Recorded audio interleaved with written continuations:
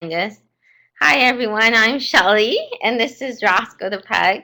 Happy soon to be Thanksgiving, if you will do celebrate, and if not, these are just some great activities that you can do, especially with language learners, just to teach them about different things like culture, exploration, and we'll talk about science and math. This little turkey is this little turkey is yes, well fed, as Bogey says.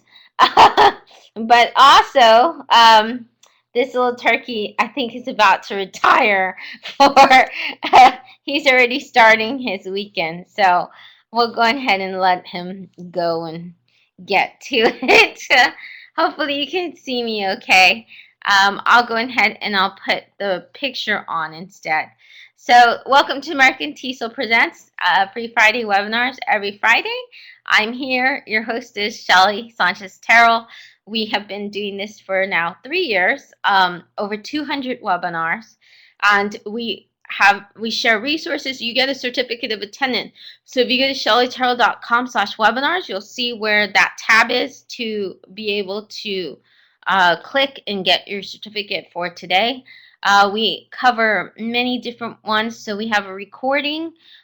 You can actually find the recording if you go to the American TESOL blog. And I had shared that earlier today with a tweet, but I'll go ahead and share it again with you inside this chat box so you can see all the recordings. You can also get all of the presentations. You can download them. You usually find them if you go to my SlideShare, and you'll see there's over 200 presentations, and this one will be uploaded later today as well. So I did a little updating because some of the stuff here wasn't so recent, and so I had to make sure that for this year it was. And so, okay, maybe not that one. Let's see, hide. There we go. But the great thing about Thanksgiving is when you have Thanksgiving, it comes around. It's kind of a reminder to show students what it is, the act of Thanksgiving. And it's a great story. So whether you are celebrating your own type of Thanksgiving in your country, and we have several countries here. We have Argentina, we have Morocco, we have Hungary. And there's always a beginning of how your country started. And so I think the important point is whenever that holiday is, it's a great time to show students the history of it, and talk about explorers, about what it means to come and find a land and decide it's your home, and how to assimilate, and how you're going to make it your own, how you're going to how the land, how you're going to cultivate it, how you're going to feed yourself. And it's a great reminder for students who have a lot of technology. So they have a lot of technology and they don't remember these things. Sometimes they take it for granted. I think it's really great, especially knowing the American or U.S.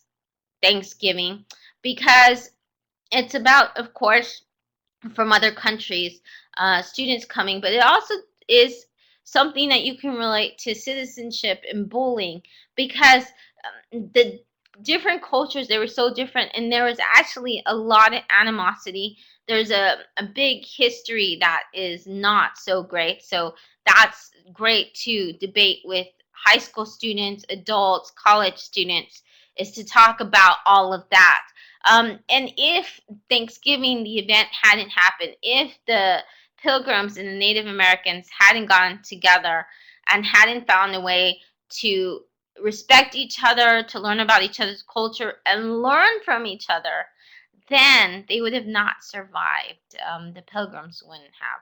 So it could have been a very, very, very different history there itself. So with that in mind, students learn about culture. They learn about they learn about historical event. They learn about food and feast.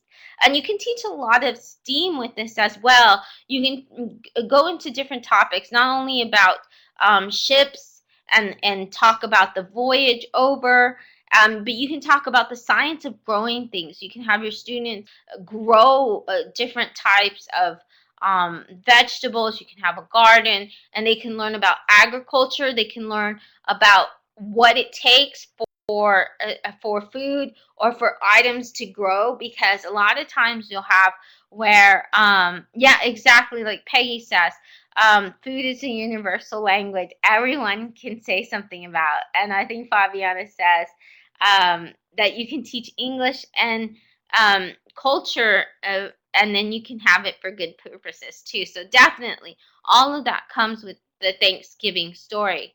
But they learn about assimilation. And for many of your students, if you're teaching language learners, they're going to deal with this. And I don't think enough times we address assimilation. I do with my students. It's something that I've always had to do in every country that I've been to. And I've been to 26 countries, but I've taught actual physical classes ongoing in Greece, in Germany.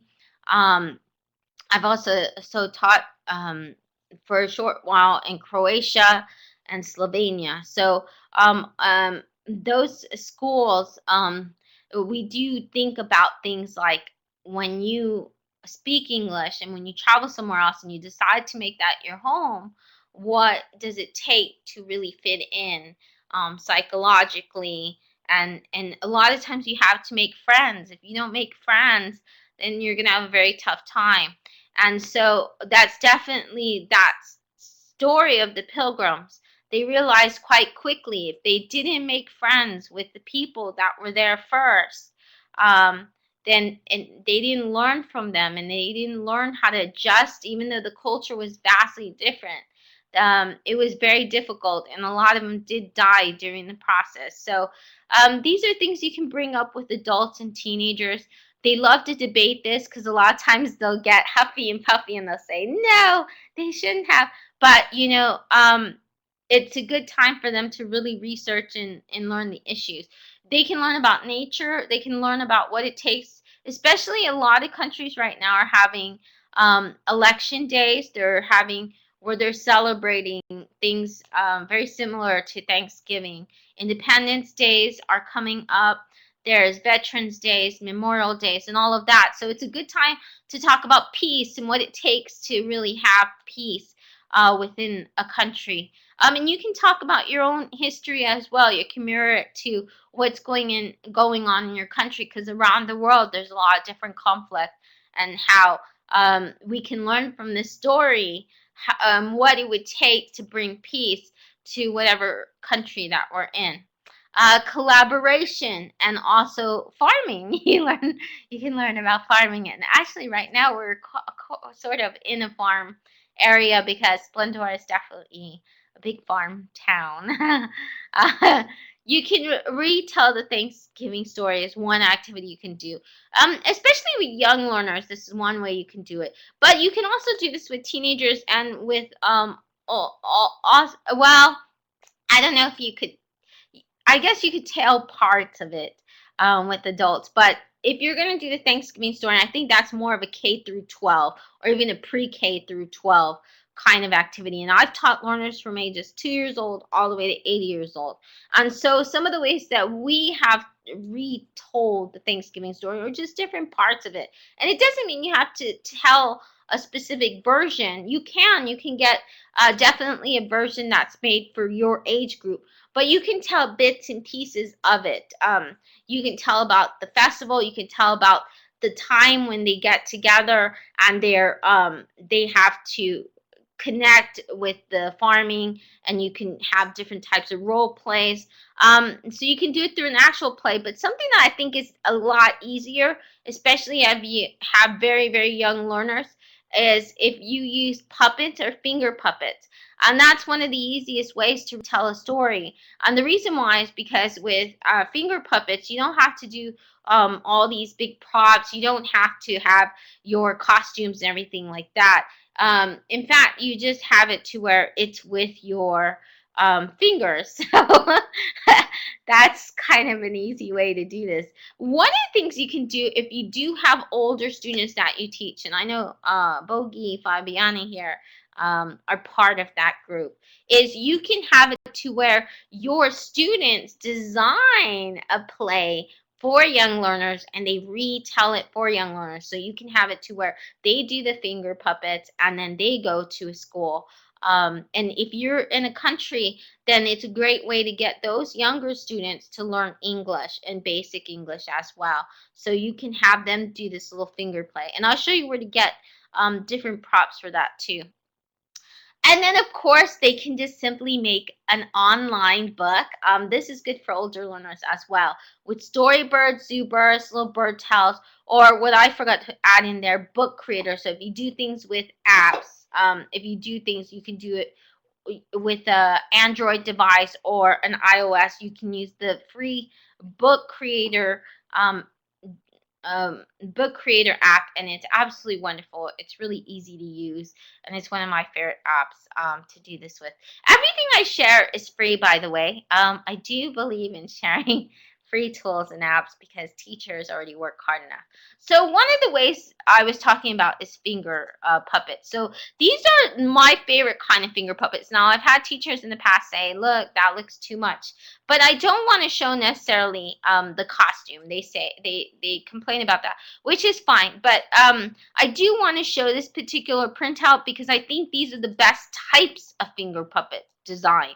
So I have found the best success, and especially with young learners who are still learning about their hands and dexterity at 4 years old, 2, 3 years old.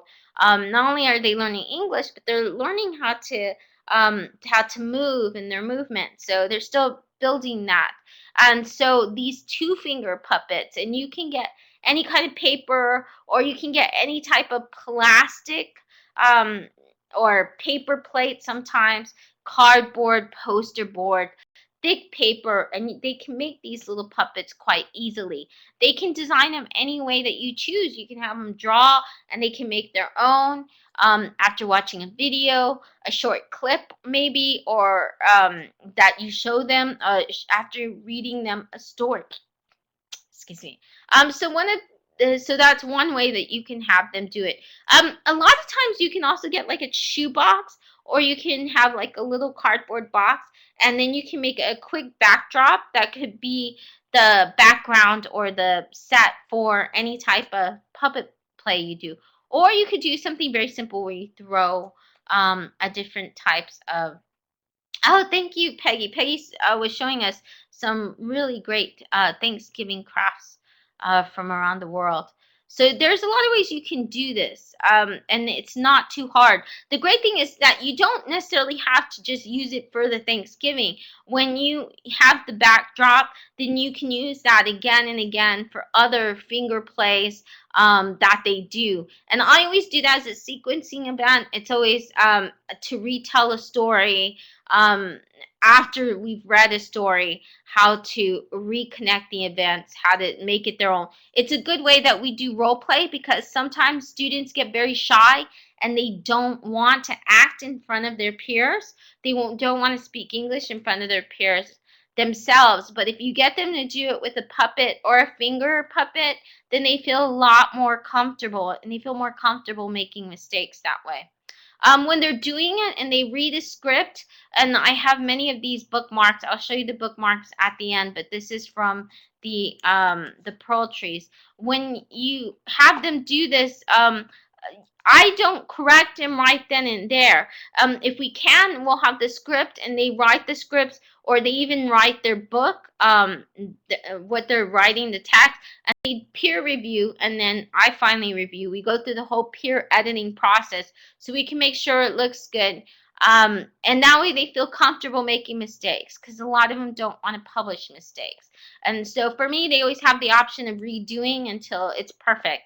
And that's one of the great things. If you do use something like Storybird, if you use something like Zooburst or Little Bird Tells or Bunsee or any of these web tools and apps that are free that I'm going to show you, then your students really do care about publishing something that is grammatically correct, that is written well. And I have my students, they'll sometimes redo it tons of times and they'll practice English just because they want it perfect. So that's always a good reason to publish something. The other part about it, though, is students, I don't correct them if they are speaking the script in mid-sentence or anything. I wait till afterwards to write down a few notes, and I make it very positive because it's already very scary for them to speak in front of others. So if you write the feedback and you do it in the back where it's not very noticeable, but everybody knows they're evaluating. If their peers are evaluating, you have where the peers evaluate and are writing things down. But only at the end do they all receive this, and that's much better and a safer environment for students to speak English and do dramatic performances or role plays or with the finger puppets. So one of the resources I share, and it's the easiest way to publish online, and it really protects your students, is storybird.com. They basically choose beautiful art that's made by artists all over the world, and then they can accompany that with the text. This makes an embeddable book, and the embeddable book can be open on a website, on a blog. It's embedded. The great thing is if you do a free teacher account, and I believe that might only be for a few days. The regular Storybird account is always free all the time. But if you try the teacher account, and this might be a good time, your students can connect together and they can create their own story together. So you can have them work together in pairs and from different computers on the same story. So that's a really great benefit. They don't have to tell the same Thanksgiving story. They can research a person who took part in the event, tell it from their point of view. In other words, they can tell it as a Native American child.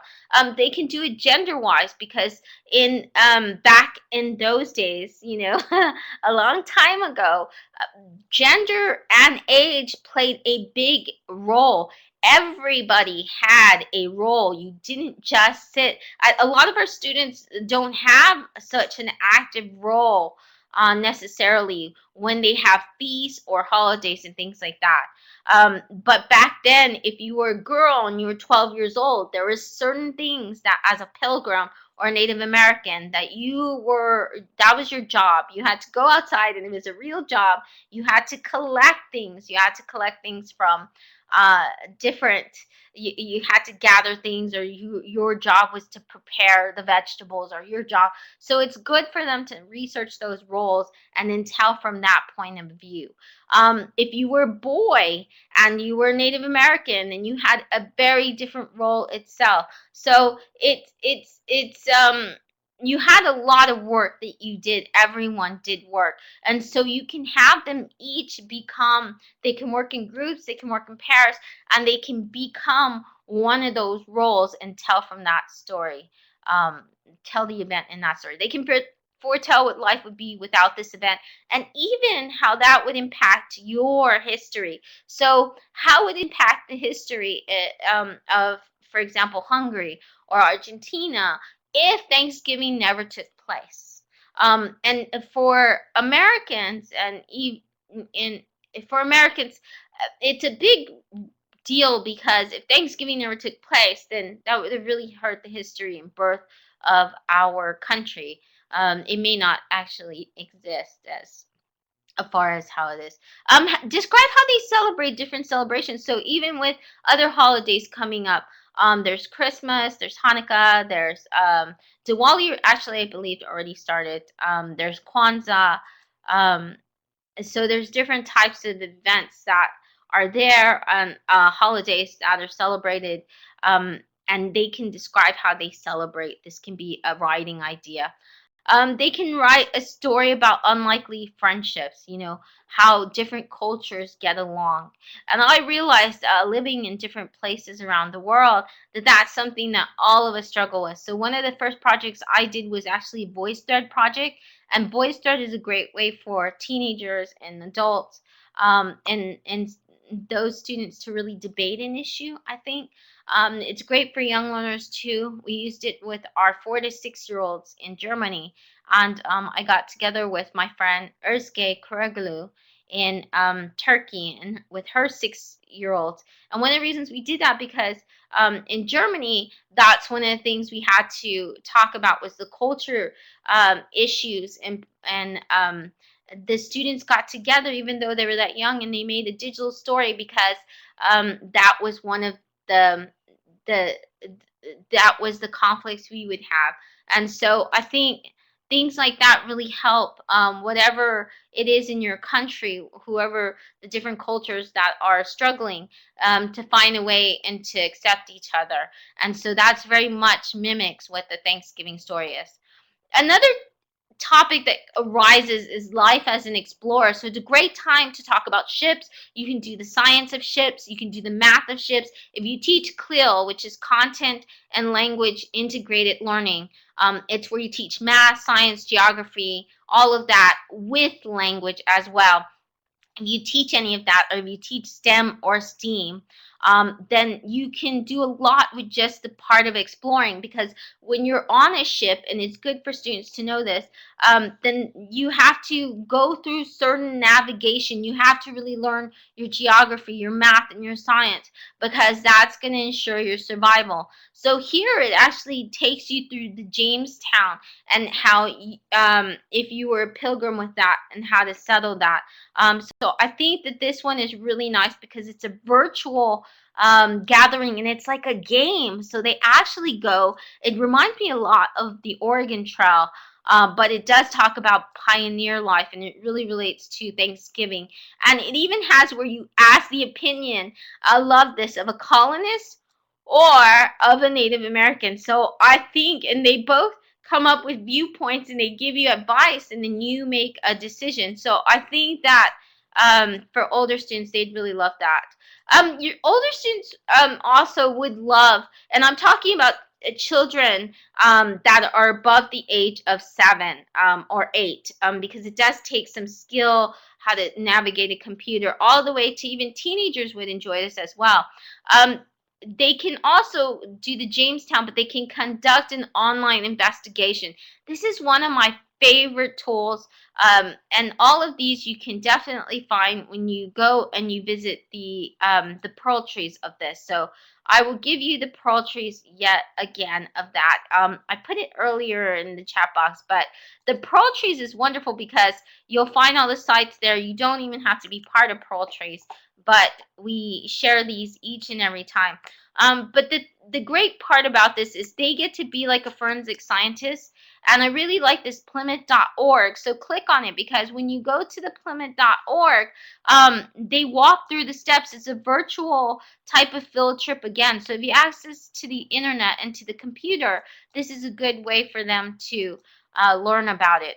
They learn with artifacts, with primary resources. They get to see them online, letters. They get to see pictures and diagrams of things that were found by archaeologists, and they did such a great job. This is one of the Scholastic lesson plans out there. But they also have a free guide you can print out that tells you how to pre-teach it, how to post-test, how to do assessment. They give it all for you, and they give you the standards with it. So it makes it very easy, and it's a great lesson plans. It has graphic organizers, which I totally support.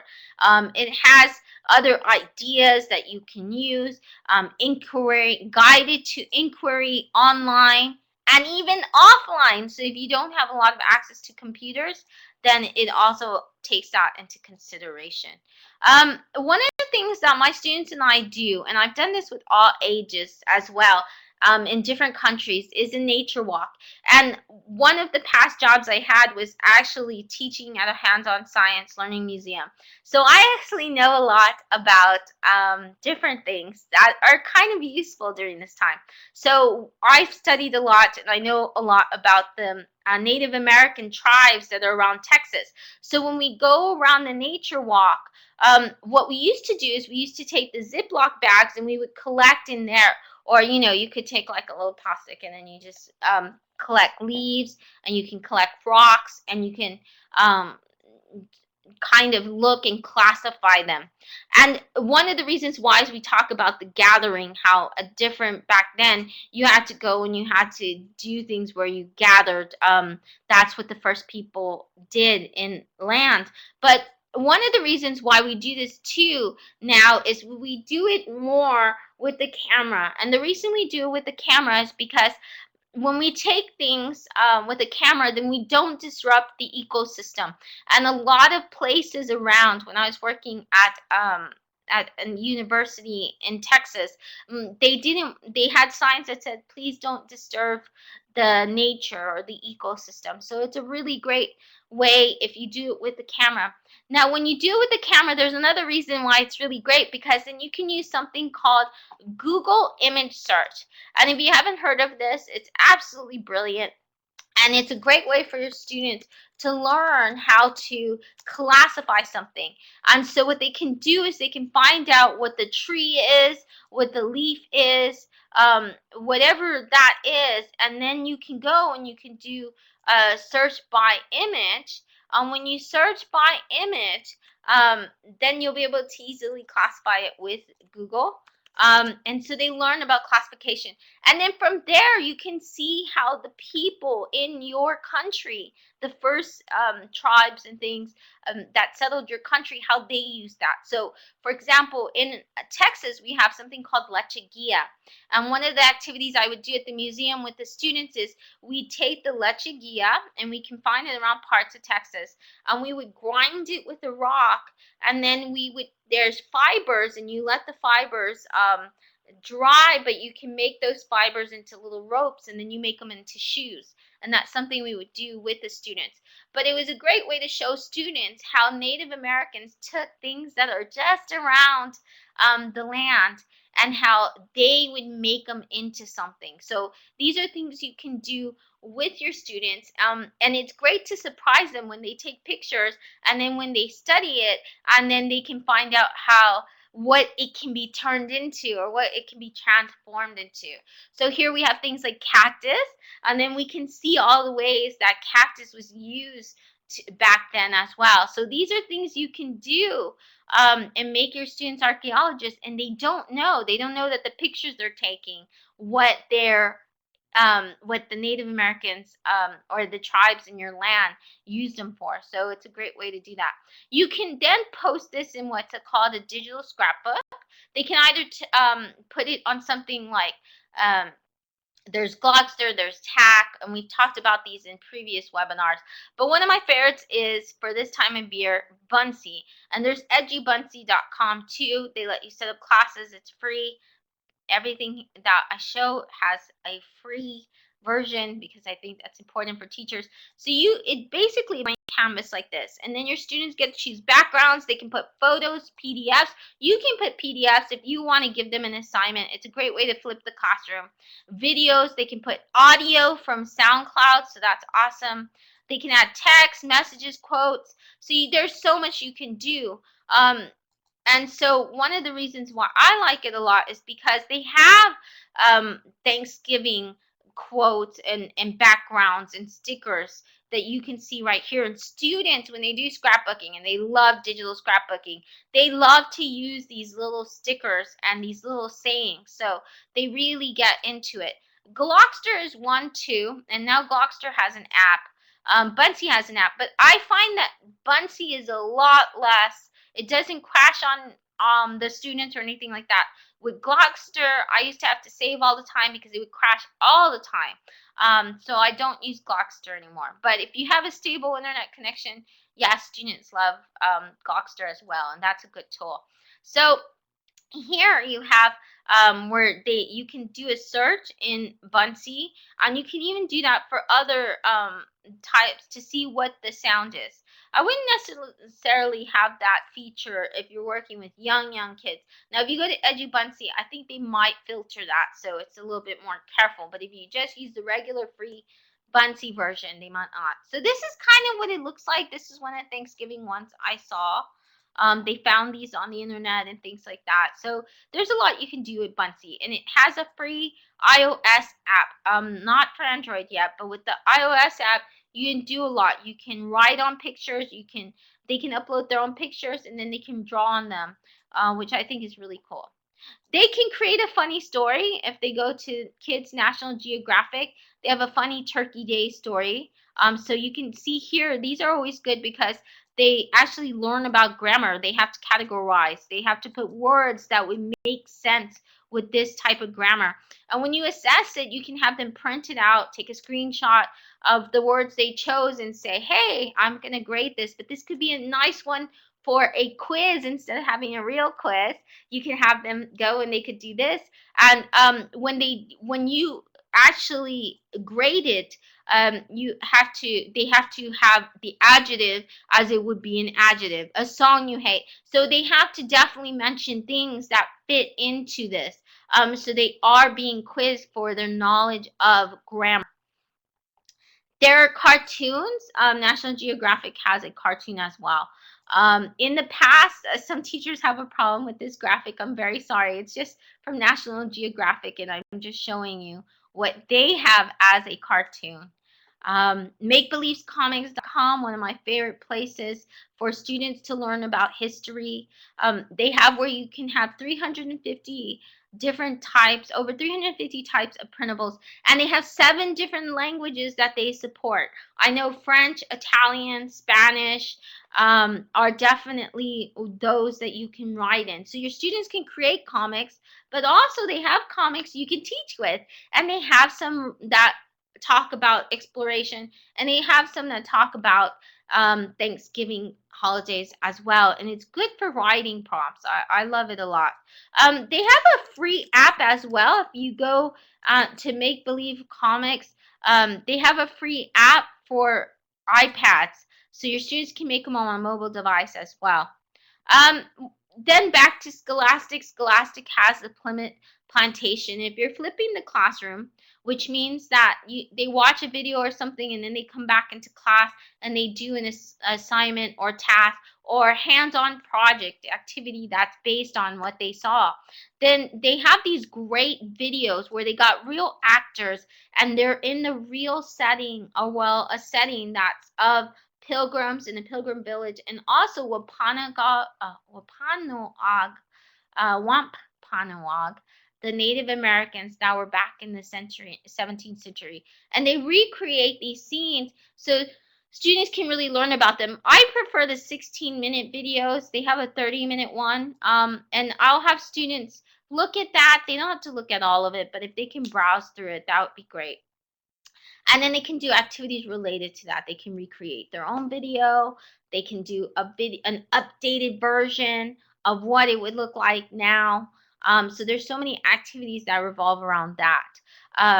Then you have Scholastic.com has one of the best tools, I think, for teenagers and for students that are around the 9 years old and up, is they have their own example of a digital scrapbook.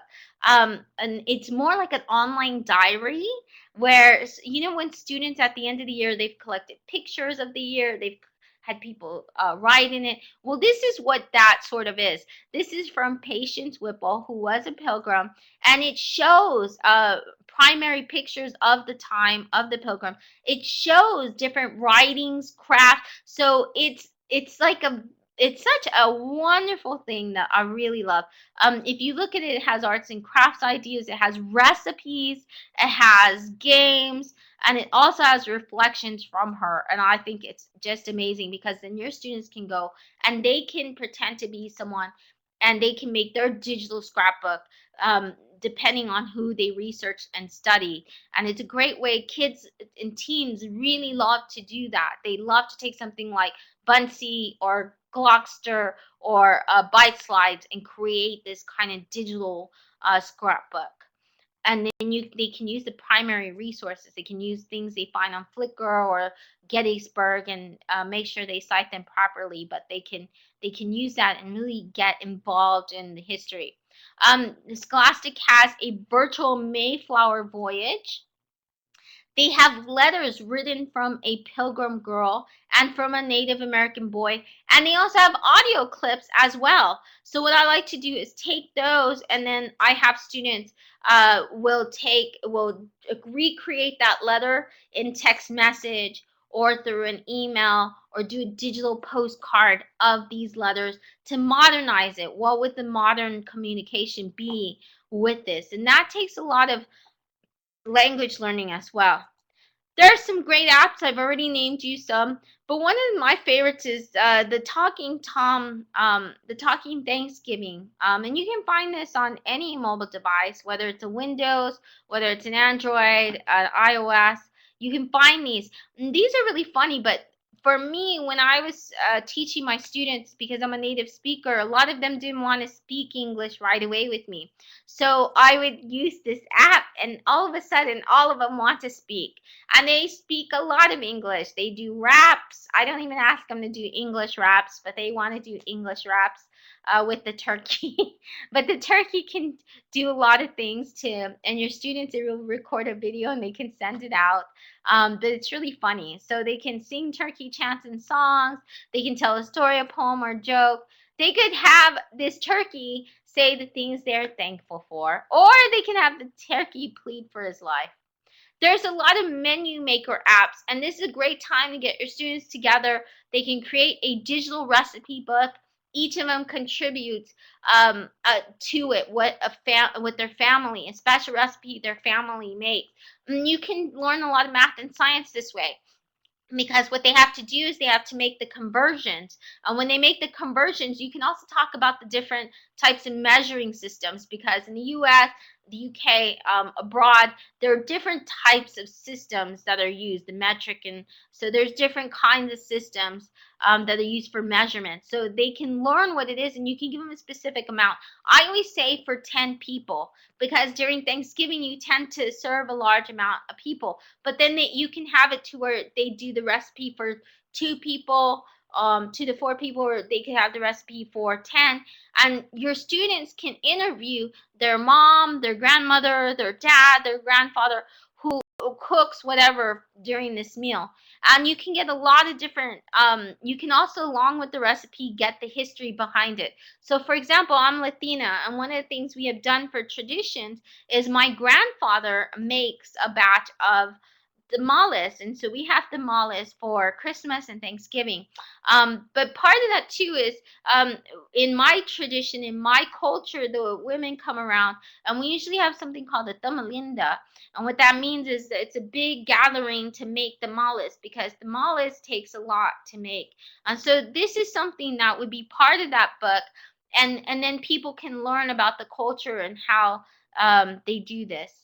Red Stamp has a great app. If they want to send greeting cards, they can do it for Christmas. They can do it for Diwali, Kwanzaa. They have it for all of that, and they can do it for Thanksgiving. And so you can find all of these if you go to the Pearl Trees, which has, of course, all of these, so you don't have to worry about